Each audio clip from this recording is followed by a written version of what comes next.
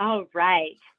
So I would like to welcome Dr. Alexander Estrella, who is a superintendent for Norwalk Public Schools. I'd also like to welcome Kelsey LaVigne, who is an author and a past superintendent of Brilla Public Charter Schools. So, ladies, welcome. We are very excited to hear from you both today. If you wouldn't mind, I'd love for you to just take a moment to introduce yourselves and just give us a little bit of background on yourselves. We'll start with you, Dr. Estrella. Good morning, everyone. So like you said, my name is Dr. Alexandra Estrella. I'm the superintendent of Norwalk Public Schools. I've been in Norwalk as their superintendent for the past, now going into my third year. I actually came into the work in the midst of the pandemic where we really had to shift our practice, particularly around digital learning, and ensure that we became a one-to-one digital device district, which we have accomplished, and it really has helped us foster a lot of positive change throughout our work here.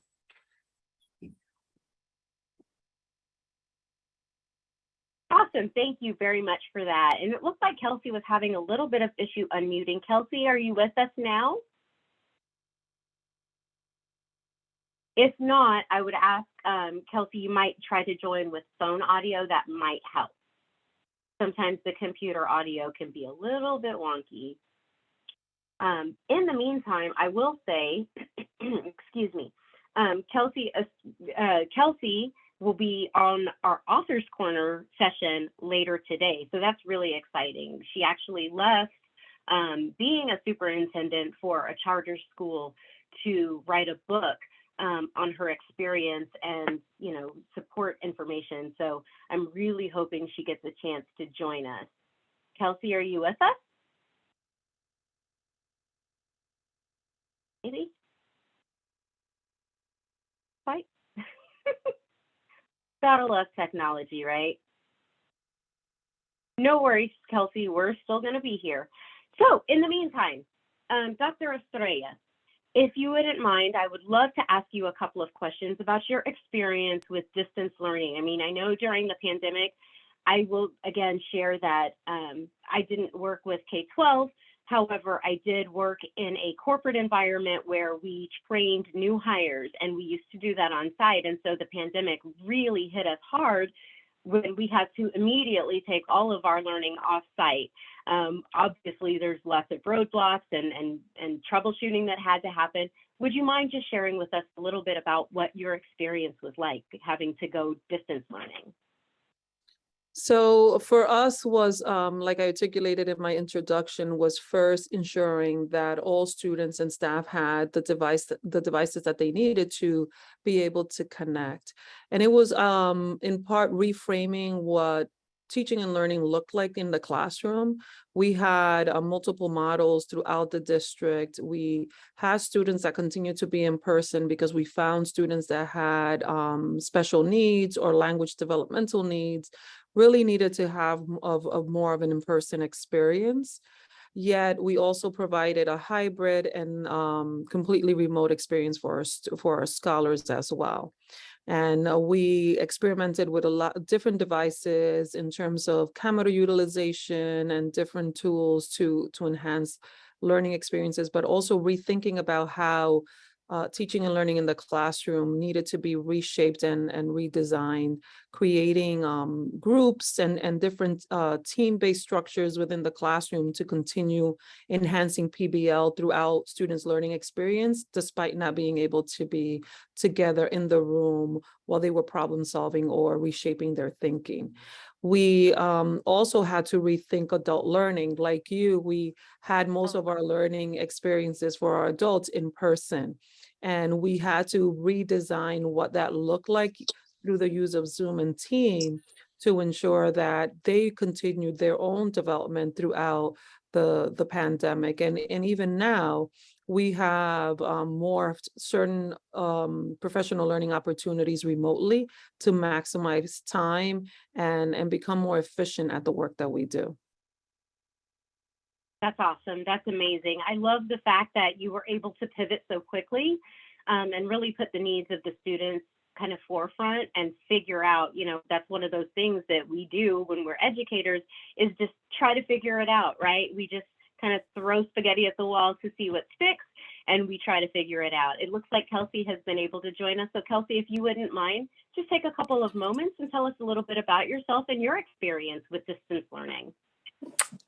Hey, everybody. My name's Kelsey LaVigne, and I just had a flashback to March 2020 as we were navigating the tech challenges for the first time, making that transition from full in-person learning to a virtual world. And here I am again a couple years later, and still the internet finds a way to thwart me. But I'm so glad to be with you. So as mentioned, I was the superintendent and chief of schools for Brilla Public Charter Schools, which is a growing network in the Bronx, New York City, and led us through that challenging transition to fully remote when the pandemic started, and then perhaps the more complicated hybrid model once we were able to invite students back into school and had to kind of navigate having some students accessing their learning virtually while others were in the classroom. So I lived it. And I know that there's, while we're fully back in person now, a lot of schools have taken what they've learned from this opportunity and trying to incorporate distance learning into their regular models. And I know at Brilla, we do that during staff development days, sometimes during the extended breaks when usually teachers might be working or might be on vacations, and students would be on vacations as well. Now they are accessing learning. So that's kind of my experience with it. And I'll wait to dive into some of the strategies we've learned. And I appreciate you sharing that with us again. It's one of those things where I think the pandemic caught us all off guard, but it really taught us a lot, I think, about what our capabilities are in terms of, getting creative with how we learn and how we connect with other people. I mean, look at this, we're having a summit. I'm in Kansas. I don't know where you guys all are, but this is amazing that we're all able to connect. So I would love for you, if you don't mind, Kelsey, to go ahead and just jump into what that strategy was for you. So I think our biggest learning experience from when we first started to now was, I think when you're in crisis mode, you try to figure something out and you are unintentionally anchored in the way that you've done things previously. So we were trying to take our current program and model and make it a virtual model. And in some ways that worked, and in many ways it didn't. And so I think my first piece of advice is to, now we have the time to breathe and step back, is to acknowledge that it's new and different and use that as an opportunity to innovate. And so some of the specific things that we did there, teaching parents how to use the apps and the technology that we are using for distance learning, I think was something we overlooked in the beginning. It was just like, okay, here's how you log in. But as I just experienced, feeling the panic on the other side, when you are trying so hard to have your child be present to their learning, you can't figure out what your computer is giving you an error message for. We're able to really bring them along as our partners through this journey, not just here's how you log in, but here are the different tools and resources that we are leveraging to bring learning to life virtually. And here's how, let's go beyond how to log in, but really what are they offering to your children? How can you leverage them even beyond the official school day? And similarly with our teachers, right? You're not just leading instruction on a computer. We had to be intentional about many of the total participation techniques that we focus on so much in an in-person classroom, whether it be turning talks or stop and jots, whatnot, had to be reimagined in a virtual space because you don't have that same accountability to look over a child's shoulder at their jot or to listen in on their turn and talk. And so having explicit trainings for our teachers on how to kind of customize those TPTs, total participation techniques, in a virtual setting, how to use the chat feature and the breakout rooms strategically, not literally just how do you use it, which is of course step one, but when is the best time to use one or the other?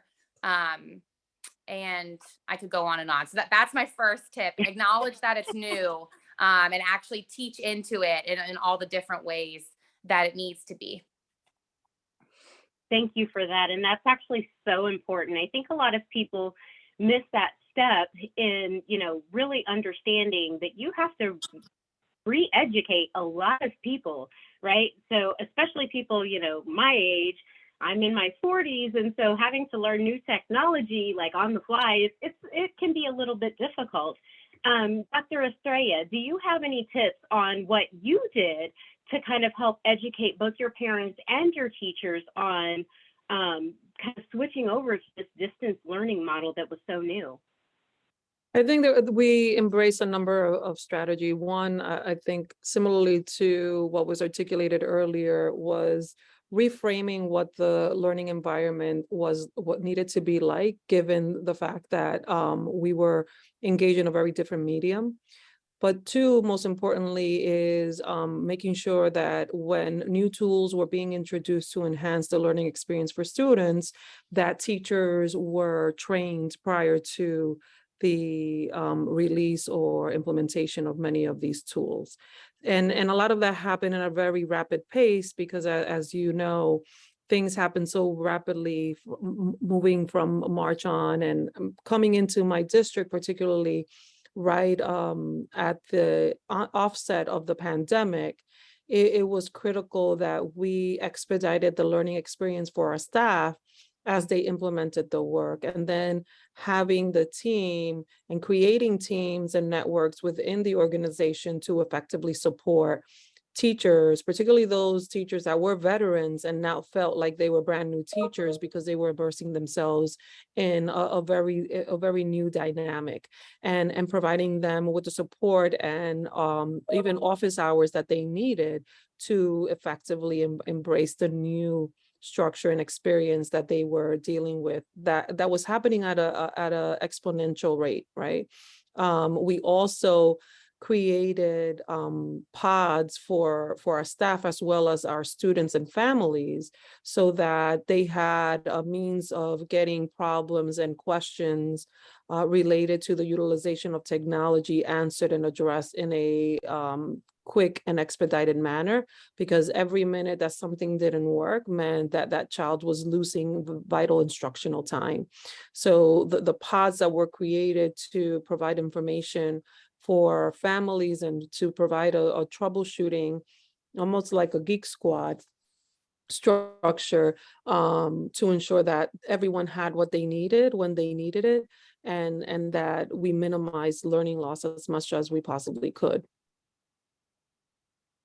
That's awesome. And, I love the fact that both of you are so passionate about not only educating the children, but also educating the parents and the teachers, and just making sure that it was a true partnership with all parties involved.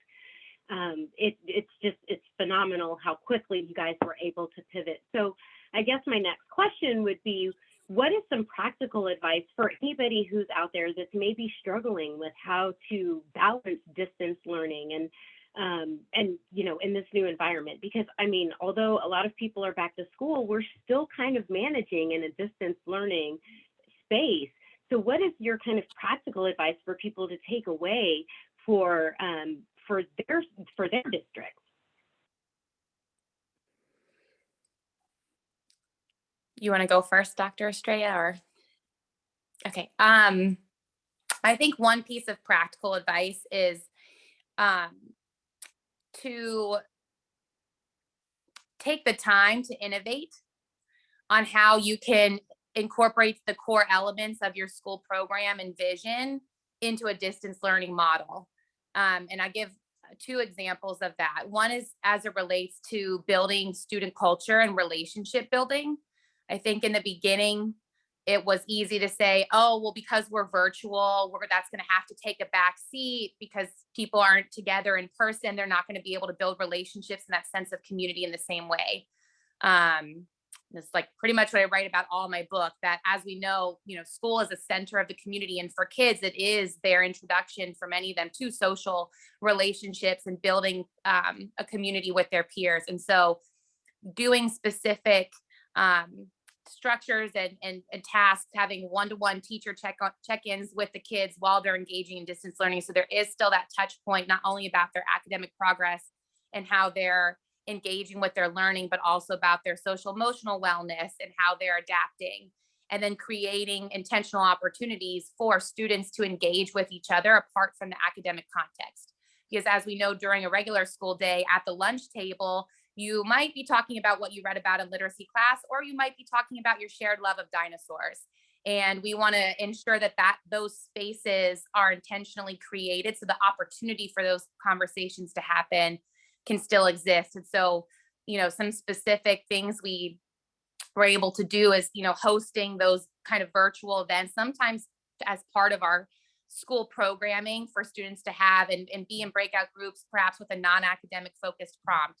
We had teachers do read alouds and volunteer to do read alouds in their pajamas at 7 o'clock p.m. And in many ways, that's actually kept going even now that we're back to school, because families who have maybe multiple kids to, juggle in the evenings actually found it to be a huge gift to have their child be able to log in and hear from their actual teacher, read a story to them, show the pages while they were getting ready for bed. And just some of the fun elements that you pack into a school day, whether it's a community meeting or a special event, pivoting those to virtual and still finding a way to do them so that you can maintain that sense of community that flourishes most in person, but can still be cultivated virtually. So that's one set of practical tips.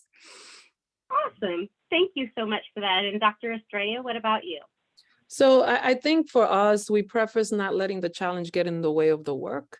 I think the pandemic brought in a lot of challenges that opened up a lot of opportunities for us. I think similarly to what you articulated earlier, we created learning opportunities for community building through virtual experiences. We similarly had opportunities where we had read alouds, we had trivia games, we had breakout sessions so that kids could create social networks. We had DJ nights where students came together.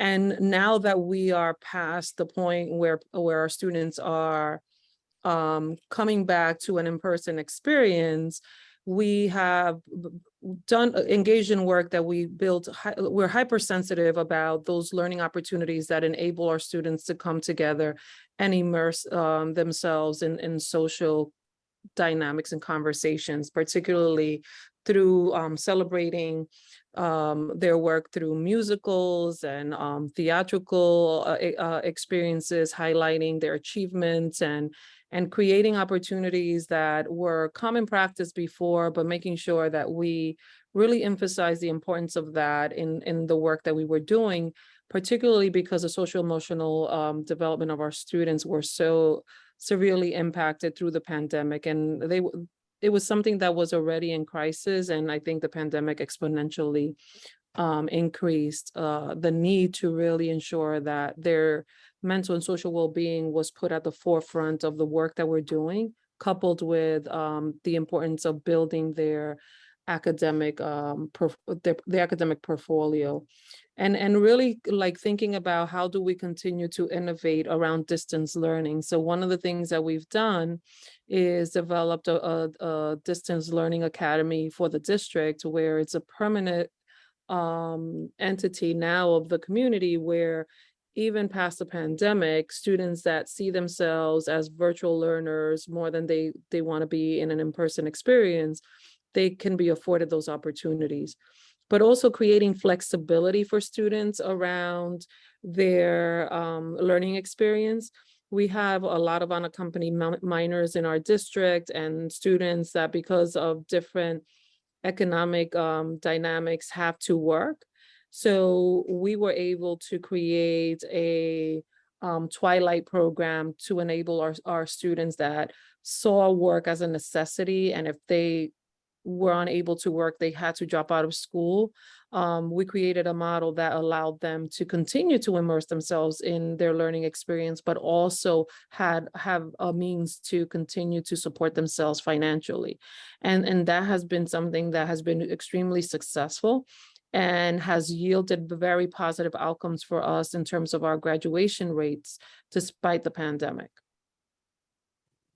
That is phenomenal. And I'm in awe of how, how much you guys just jumped in and really took the reins on, creating an environment where students were able to thrive and succeed amongst a situation that none of us could have, predicted or been prepared for. That is just phenomenal.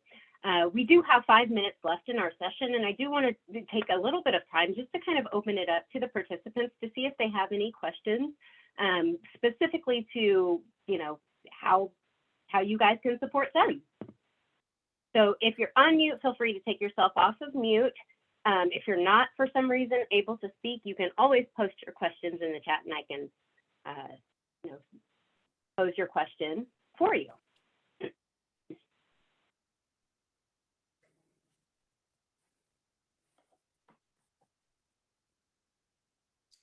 I always love when there's this silence at the end of a session when I say, are there any questions? Because if there's silence, that means that the speakers have done such a phenomenal job of explaining everything that nobody could possibly take away anything other than a question. They have no questions because you guys have done such an amazing job. I have one question. Yes, Lisa, please go ahead.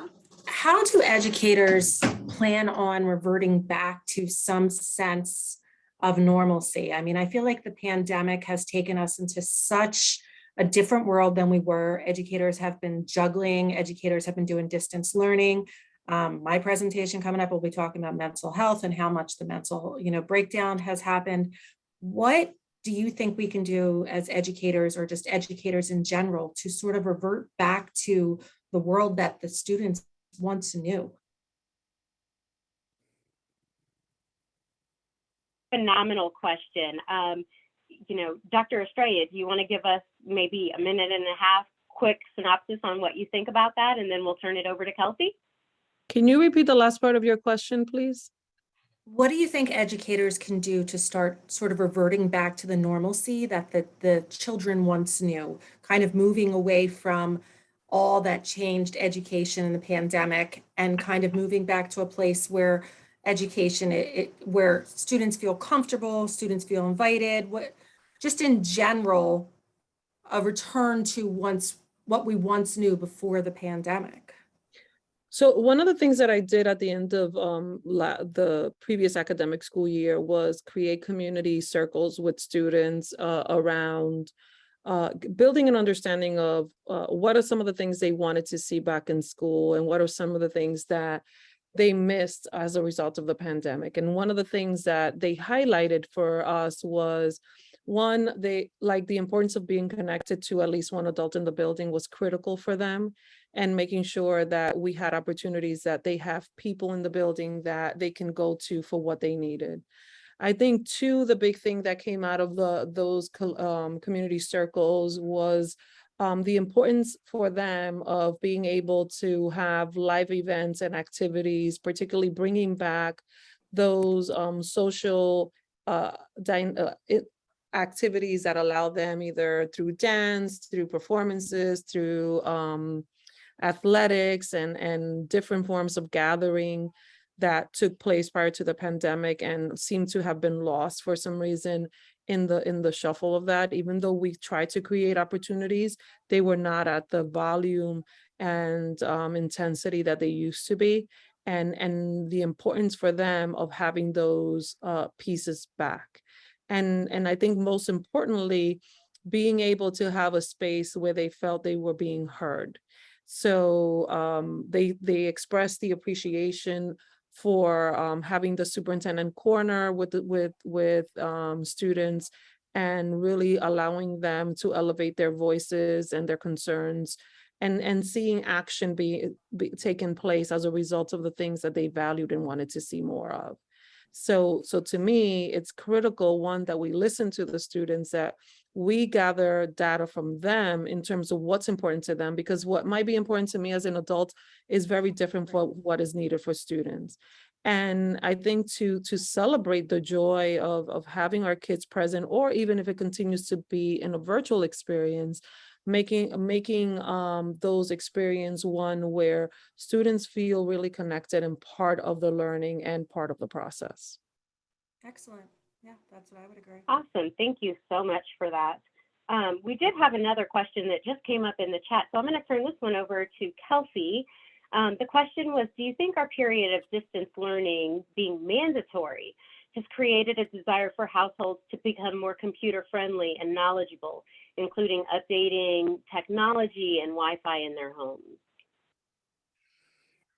Yes, absolutely. But I think that that's been a gift, actually, the fact that kind of, that there was an impetus to ensure access to computers for all students, regardless of their income level, because we know, right, like if learning is all about access to information and what you use it to do, then having access to a computer is so profound for children. And so I think the fact that that there's just more Wi-Fi hotspots throughout, that computers have become, even that kids' computers have come down in price so that they're more accessible for school districts and families to have in the household. I think so. Yes, I think is the answer to the question, but it was a long question. Awesome. Thank you so much. So I know we're at 1 minute past top of the hour. I want to thank so much. I want to thank Kelsey and Dr. Estrella for taking the time with us to kind of explain their experience and just some practical solutions with dealing with distance learning. I think it's such a timely topic. And I want to thank all of you guys for joining and for your questions and just for being patient with us as we navigate through some of our tech solutions, which, as we know, is part of the distance learning experience. So thank you very much for joining, and we will see you guys later, and have a great rest of your day. Thank you. Thank You you. too. Bye-bye. Bye. Bye-bye.